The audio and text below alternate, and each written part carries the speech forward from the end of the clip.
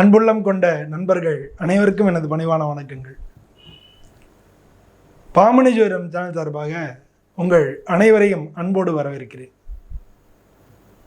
இந்த பதிவில் நம்ம டிசம்பர் மாத பலன்கள் எப்படி இருக்குது அப்படின்னு பார்க்க போகிறோம். முதல்ல நம்ம மாத பலன்கள் முன்னால் சொல்லிட்டு இருந்தோம், நடுவில் கொஞ்சம் பிரேக் ஆகிட்டு. சரி, இப்பொழுது நம்ம திரும்ப ஒவ்வொரு மாதத்துக்கு பலன்கள் கரெக்டாக சொல்லலாம். எனக்கு கோயில் பூஜையும் பார்க்குறதுனால எனக்கு கொஞ்சம் அதில் கொஞ்சம் நிறைய ஹிக்கப்ஸ் இருந்தது. சரி, இப்போ இனிமேல் அதெல்லாத்தையும் நம்ம கிளியர் பண்ணிவிட்டு இனிமேல் ஒவ்வொரு மாதமும் நம்ம மாத பலன்கள் நம்ம சொல்லலாம் அப்படின்ற அந்த கான்செப்டுக்கு வந்தோம். ஏன் மாத பலன்கள்னா, இப்போ ரீசெண்டாக பார்த்திங்கன்னா ஒவ்வொரு மாதமும் எல்லாருக்கும் பல குழப்பங்கள், பல மாற்றங்கள் நடக்கிறது. அதனால் அந்த மாற்றங்கள்னால என்ன நடக்கும் அப்படின்ற ஒரு எல்லாருக்குமே ஒரு சிக்கல், ஒரு அடுத்து என்ன பண்ணுற குழப்பங்கள் இதெல்லாம் இருக்கும்பொழுது அப்போ இந்த மாத பலன்கள் நிறையா உதவியாக இருக்கும். அப்படின்றதுனால ஒவ்வொரு மாதத்துக்கும் நம்ம ஒரு மாதிரி பிளான் பண்ணி பண்ணலாம் அப்படின்னு சொல்லி நம்ம சொல்கிறோம். மாத பலன்கள்னு சொல்லும்போது நம்ம சூரியனுடைய நகர்வுகள் ஒரு மாதத்துக்கு சந்திரன் எல்லாத்தையும் சுற்றி வந்துடும். அப்போ சூரியனும் அது மாதிரி ஒரு வருஷத்தில் எல்லாருக்கும் சுற்றி வந்துடும். அப்போ ஒவ்வொரு ராசிக்கும் பார்த்திங்கன்னா சூரியன் ஏதான ஒரு பாவத்தை காமிக்கும். 12 ராசியிலையும் ஒவ்வொரு ராசிக்கும் சூரியன் ஏதான ஒரு பாவத்தை காமிக்கும். ரெண்டாவது, சூரியனுடைய பயணம் இருக்கு இல்லையா, அந்த போகக்கூடிய பயணம் ஒரு நட்சத்திர கால்லையும் போகும். அப்போ எந்த நட்சத்திர காலில் போகிறது, அந்த ராசிக்கு இது எத்தனாவது இடத்துல இருக்குது, அப்போ எந்த மாதிரி பலன் நடக்கும், இந்த மாதிரி நம்ம ஒரு வித்தியாசமான ஆங்கிளில் நம்ம பார்ப்போம் அப்படின்றது தான் இந்த பதிவனுடைய நோக்கம். ஸோ அதனால் இந்த டிசம்பர் மாதத்துக்கு எப்படி இருக்குது அப்படின்னு பார்க்க போகிறோம். இந்த டிசம்பர் மாதத்தில் பார்த்திங்கன்னா 3ஆம் தேதி 3/12/2024 அன்றைக்கி செவ்வாய் வக்ரம் ஆரம்பிக்கிறது. வக்ரம் ஆரம்பிக்கிறது. அதே 3/12 அன்னைக்கு சுக்கிரன் மகர ராசிக்கு பயிற்சி ஆகுது. மகர ராசிக்கு பயிற்சி ஆகுது. 4ஆம் தேதி அன்னைக்கு புதன் வக்ர நிவர்த்தி ஆகுது.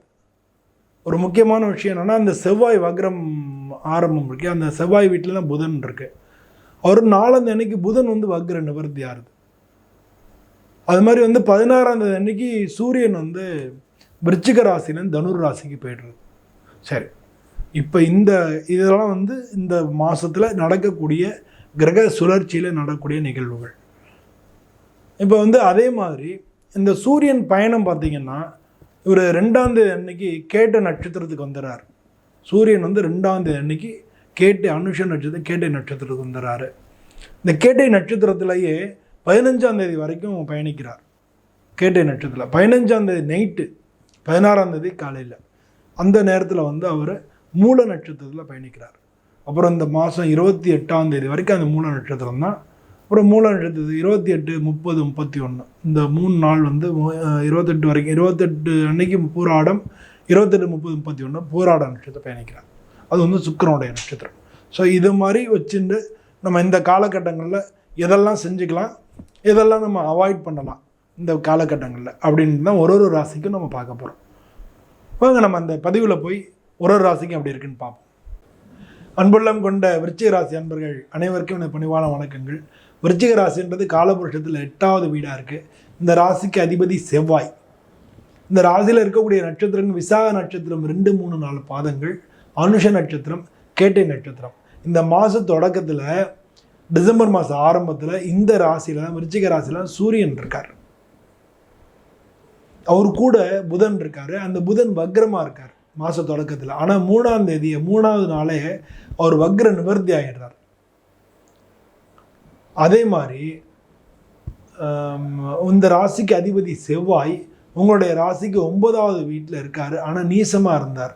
இப்போ அவர் வக்ரமாகிறார். நீச கிரகம் வக்ரமான உச்ச பலன் அப்படின்றது தான் ஜாதகத்தில். ஸோ உங்கள் ராசி அதிபதி உங்களுக்கு 6வது வீட்டுக்கு அதிபதி, அவர் 9வது வீட்டில் இருந்து அவர் நீசம் வக்ரமாகிறதுனால அவருக்கு நல்ல பலம் கிடைக்கிறதுனாலையும், உங்கள் ராசியிலேயே சூரியனும் புதனும் சேர்ந்து புத ஆதித்ய யோகம் ஏற்படுறதுனால நல்ல புத்திசாலித்தனமும் பல விதங்களில் சிறப்பான விஷயங்களும் பார்க்கவே நல்ல ஒரு அப்பியரன்ஸ் சூப்பராக இருக்கிறதும், எல்லாத்தையும் அதிகாரம் பண்ணுறதும், அந்த மாதிரியான விஷயங்கள் எல்லாமே நல்லாயிருக்கும். உங்களுக்கு தொழில் ஸ்தானத்துக்கு அதிபதி சூரியன் இருக்கிறதுனால தொழில் ரீதியாகவும் சரி, வியாபார ரீதியாகவும் சரி, நீங்கள் வேலை பார்க்குறவங்களா இருந்தாலும் அரசாங்கத்தில் அதிகாரிகள் நிறையா பேர் இந்த ராசியில் இருப்பீங்க. அதிகார ரீதியாகவும் சரி, நீங்கள் நல்ல கோலாச்சக்கூடிய நாட்கள். இந்த மாதம் வந்து டிசம்பர் மாதம் மிக நல்ல மாதமாக இருக்கும் அப்படின்னு யாருக்கு சொல்லலாம்னா இந்த விருச்சிக ராசிக்கு சொல்லலாம். இந்த விருச்சிக ராசியில் இருக்கக்கூடிய இந்த புதன் வந்து ஏற்கனவே வக்ரமாக இருந்தது. போன மாதம்லாம் ஒரே குழப்பமாக இருந்தது. பட் இந்த மாதம் நல்லாயிருக்கும். இந்த மாதத்தில் அது மட்டும் இல்லாமல் சூரியன் வந்து தொழில் ஸ்தானாதிபதி வந்து பயணிக்கக்கூடிய நட்சத்திரம் கேட்டை நட்சத்திரம். அது வந்து புதனுடைய நட்சத்திரம். அந்த புதன் வந்து உங்கள் ராசிக்கு 8வது வீட்டுக்கும் 11வது வீட்டுக்கும் அதிபதி. அதனால் மறைமுக வருமானங்கள் வந்து உங்களுக்கு கிடைக்கும். மறைமுகமாக வருமானங்கள் கிடைக்கும். இந்த வருமானங்கள் மட்டும் இல்லாமல் உங்களோட தொழில் பண்ணிகிட்டு இருந்தீங்கன்னா புதிய புதிய வாய்ப்புகள் வந்து தொழிலுக்கு வந்து கிடைக்கும். ஆனால் நீங்கள் வந்து புதியவர்களோட நீங்கள் ஜாக்கிரதையாக இருக்கிறது நல்லது. பல விஷயங்களில் வந்து உங்களுடைய தொழில் சம்பந்தமான விஷயங்கள் வந்து உங்களுடைய ரகசியங்கள் வந்து வெளியில் போகிறதுக்கான வாய்ப்புகள் நிறையா இருக்குது. அதெல்லாத்தையும் நீங்கள் பார்த்துக்கணும். அது மாதிரி வந்து நீங்கள் எதானு எப்பயானு நீங்கள் பண்ணதுக்கு இந்த மாதத்தில் வந்து நீங்கள் அதை பேசி தீர்க்க வேண்டிய ஒரு காலகட்டத்தில் இருக்குது. ஆனால் அப்படி தான் இருந்துச்சுன்னா கண்டிப்பாக பேசி தீர்த்துருங்க. ஏன்னா உங்களுக்கு டைம் நல்லா தான் இருக்குது. பேசி தீர்த்துருங்க. பூமி, இடம், நிலம் இந்த மாதிரியான விஷயங்களில் ஈடுபட்டிருந்தீங்கன்னா அதெல்லாம் ப்ராஃபிட்டபுளாக வரும். Real estate, brokers, land brokers இவங்கெல்லாம் இருந்தீங்கன்னா அவங்களுக்குலாம் இப்போ வந்து இந்த காலம் வந்து பூமி, இடம், மனை விற்கிறதுக்கு நல்ல வாய்ப்புகள் உருவாகும். உங்கள் ராசிக்கு தொழில் ஸ்தானத்துக்கு அதிபதி சூரியன் முதல்ல கேட்ட நட்சத்திரத்தில் 15 நாள் இருந்தால் கூட பின்னால் வந்து அதுக்கு அடுத்து மூல நட்சத்திரத்தில் இருக்குது. உங்கள் ராசிக்கு 2வது வீட்டுக்கு அதிபதி அந்த மூல நட்சத்திரம் உங்களுக்கு 11வது வீட்டில் லாபஸ்தானத்தில் இருக்குது. அப்பையும் பாருங்கள் உங்களுக்கு நல்ல லாபம் தான். அந்த வீட்டு அதிபதி குரு பகவான் 7ல் வந்து வக்ரமாக இருக்கார். 7ஆம் இடத்துல தான் இருக்கார். அவர் பார்வையும் இருக்குது. அவர் வக்ரகுரு பார்வை இருந்தால் கூட இந்த சூரியன் வர்றதுனால பல பேர் விருச்சிக ராசியை சேர்ந்த பல பேர் தங்கம் வாங்கிறதுக்கு வாய்ப்புகள் இருக்குது. தங்க ஆபரணங்கள் உங்களுக்கு கிடைக்கும். தங்கம் விஷயத்தில் உங்களுக்கு நல்ல ப்ராஃபிட்டபுளாக இருக்கும். நீங்கள் ஷேர் ட்ரேடிங் யாராவது பண்ணிங்கன்னா இந்த மாதம் வந்து உங்களுக்கு நல்ல மிகப்பெரிய லாபங்கள் கிடைக்கிறதுக்கான வாய்ப்புகள் இருக்குது. அதுவும் விருச்சிக ராசி அன்பர்கள். அதனால் வந்து விருச்சிக ராசியை பொறுத்தோம்னா இந்த மாதம் எல்லாமே வந்து டாப்பாக இருக்குன்னு தான் சொல்லணும். இப்போ முதல்ல இருக்கக்கூடிய இந்த நட்சத்திரம் விசாக நட்சத்திரம், குருவோட நட்சத்திரம்னு பார்த்தோம்னா பொருளாதார ரீதியான ஏற்றங்கள், இந்த விருச்சிக ராசியை சேர்ந்த பல பேருக்கு திருமண வாய்ப்புகள் நிச்சயமாக ஏற்படும் இந்த டிசம்பர் மாதத்தில். அதுக்கு அடுத்து இருக்கக்கூடிய அனுஷ நட்சத்திரம், அது வந்து சனிபகவானுடைய நட்சத்திரம் அப்படின்னு சொன்னாலும் அனுஷ நட்சத்திரத்தில் சேர்ந்தவங்களுக்கு பல பேர் குடும்பம் சம்பந்தமான விஷயங்களில் ஒரு தீர்வு ஏற்படும். ஒரு நல்ல தைரியமான மனோநிலை ஏற்படும். இதுவரை குழப்பமாக இருந்தது, தைரியமான மனோநிலை ஏற்படும். அதுக்கு அடுத்து இருக்கக்கூடிய நட்சத்திரம் கேட்டை நட்சத்திரம், புதனுடைய நட்சத்திரம். புதனுடைய நட்சத்திரத்தில் உள்ளவங்க ஏற்கனவே ஏதாவது பிரச்சனையில் மாட்டிருப்பீங்க. இல்லை முன்னால் பண்ணதுக்கு இந்த மாதத்தில் இந்த பிரச்சனையை எடுத்து நீங்கள் தீர்க்கறதுக்கு முடியும். ஸோ எப்படி பார்த்தாலுமே இந்த மாதம் வந்து விருச்சிக ராசிக்கு மிக நல்ல மாதமாக தான் இருக்குது. இந்த விருச்சிக ராசிக்கு அதிபதி வந்து செவ்வாய் அப்படின்றதுனால பொதுவாக இந்த மாதத்தில் நீங்கள் வேண்டிக்க வேண்டிய கடவுள்னா வியாழக்கிழமை குரு பகவானை போய் வணங்குறதும், அது மாதிரி சுப்பிரமணிய பெருமானை, முருகப்பெருமானை வணங்குறதும் இந்த மாதம் ரொம்ப முக்கியமாக இருக்குது.